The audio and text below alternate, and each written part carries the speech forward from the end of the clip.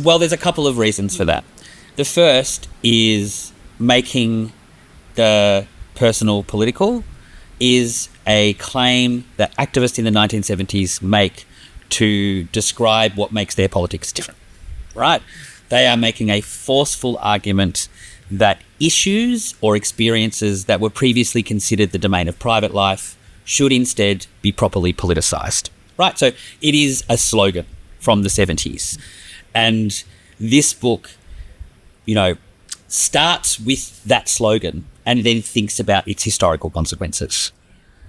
Yeah, the kind of that this is a moment in the 1970s which sort of framed as breaking apart this, public and private, and then kind of what are the consequences of that for Australian politics? Because if the personal is political, then whose personal becomes political, and what happens when everybody's personal is part of the political in that way? So yeah, and we've seen this, I think we use the word proliferation in the book, a kind of proliferation of identities and campaigns in our political lives, in our public culture, in what we might call the town square, of different identities kind of emerging to make their claims. And there's kind of, in one sense, there's this puncturing of that divide or this reworking of that divide in the 1970s, and it opens the floodgates. And we are still, I think, as a national culture, but it's not just Australia, this is happening across the world, grappling with how to kind of adjudicate those claims, grappling with how to consider them, grappling with